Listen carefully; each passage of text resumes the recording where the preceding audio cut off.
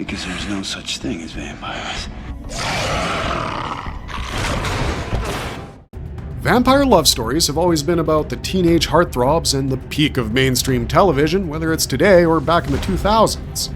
Young men and women go crazy over famous shows like Vampire Diaries, the originals, Buffy the Vampire Slayer, and Twilight, which wasn't a show, but was probably the most famous and popular vampire/werewolf movie series of all time.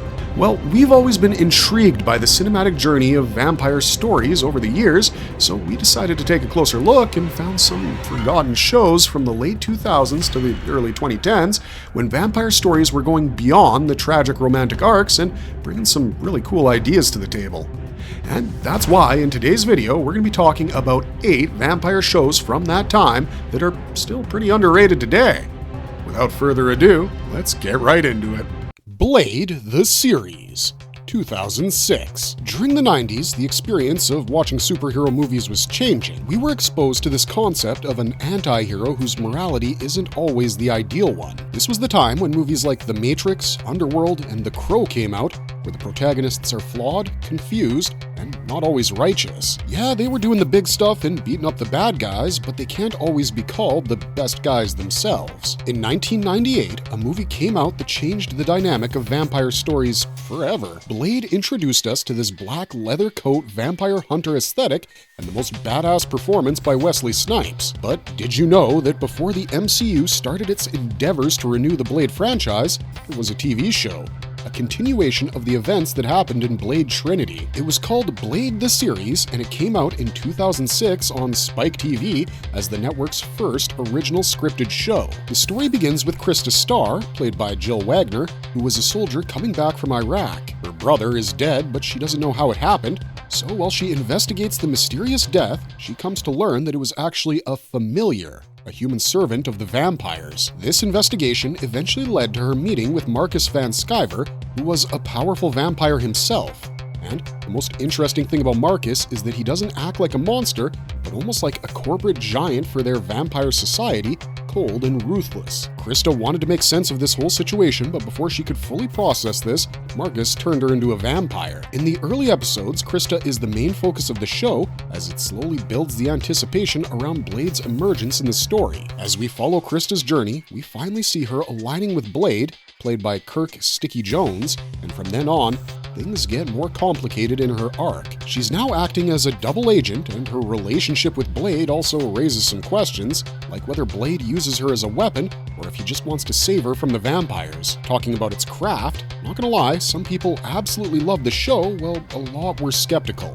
But in our opinion, Blade has a lot to offer to its audience. The serialized storytelling helped explore the lore, and more than Blade, we came to learn about the vampire society and its structure. There was the expected gore and violent action sequences, and that anti-hero persona of Blade that Sticky Jones perfectly captured on screen. We never felt like Jones was just copying what Snipes had done over the years, because you can see a clear distinction between these two different performances. Jones's Blade was way more aggressive than Snipes' stoic anti-hero, but in every way, the show was trying to do better with each episode.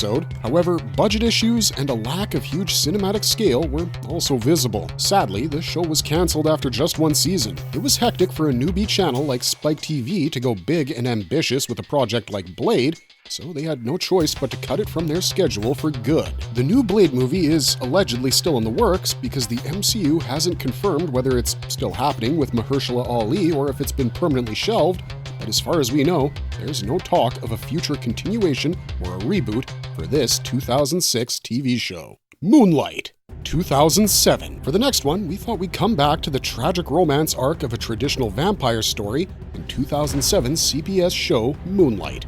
But there's a tweak. Moonlight isn't just a romantic drama, but a noir detective thriller as well, although you can understand very well that in a vampire drama, the romance quotient is slightly higher than the thriller portion of the story. Honestly, Moonlight was trying to juggle both of these genres, and it did so pretty carefully for 16 episodes. Mick St. John is a 50-year-old vampire who was turned by his wife, Coraline. Now, Coraline has always been a threat to other humans, like she once tried to kill a child named Beth Turner, who was finally saved by Mick, and now Mick is in love with a grown-up Beth Turner, who's now a journalist. Well, Mick is a private detective solving cases, investigating mysterious murders, but deep down, he's so done being a vampire that he wants to get back to his human side. The show revolves around Mick's desire to become human again and end up with Beth. So, yeah, in each episode, the growing intensity of Beth and Mick's romance is going to make you root for them for sure. But sadly, this show, with so much potential to become the next Vampire Diaries, suffered from a pretty rough production schedule and had an abrupt ending without a proper resolution in the end. Despite being a fairly enjoyable show, just after the first season, the show was cancelled. Part of the reason was the 2007-2008 Writers Guild strike that put off some writers from the project. Nevertheless, the behind-the-scenes creative team issues were there right from the start. Even one of the most crucial writers of the show, David Greenwald, backed off because of his health issues, and ever since, the project has suffered from a great deal of creative differences. We believe Moonlight was an important vampire show that shaped many later films and series, giving them the archetype for this particular subgenre, but the show itself suffered a difficult time, and that was the most unfortunate thing about it. Forever Knight, 1992. The moment the voiceover says he wants to be mortal again, to repay society for his sins, to emerge from his world of darkness, from his endless, forever night. You'll be instantly hooked because these lines are poetic, intense, and suggest that the show isn't just about typical vampirism. In 1989, there was a film named Nick Knight, where the titular character was a centuries-old vampire trying to redeem himself from his past wanting to become human again. This movie acted as a pilot for the series, and since it was fairly well reviewed, later in the 90s, CBS took on the project as a TV show. In 1992, Geraint Wyn Davies played the protagonist, Nick Knight. He's an 800-year-old vampire who was turned in 1228 by his sire, LaCroix. In the present, Nick is a homicide detective because he wants to redeem himself by moving on from his violent past. Past where he used to kill humans. Now, as he wants to regain his humanity, he survives on animal blood and looks for ways to turn back into a human. Also, he came close to finding a cure with the help of his friend, Dr. Lambert, but LaCroix's influence was always there, and somehow, he never wanted Nick to renounce his vampiric self. The series primarily revolves around Nick's internal and external journeys, but simultaneously, the investigations around the murder cases are what drives the narrative forward. And we think that's the most enticing part of the series. That while we're focused on the emotional journey of a vampire, the show maintains the brooding atmosphere of the story by introducing cases of the week. There's an abundance of good elements in the show, like Geraint Wyn's intense performance as a vulnerable man, and Nigel Bennant's LaCroix, who dominates each scene he appears in. We believe Forever Knight was a pretty great thriller, even more than a vampire story, so when it got cancelled right after the third season, fans led a campaign of Save Our Knight. But even with that, the show never got renewed for its fourth season, and we missed a lot of what's left to be said. The show ended with a cliffhanger that could have gotten full closure in the next season, but turns out Forever Knight was more of a dark evening.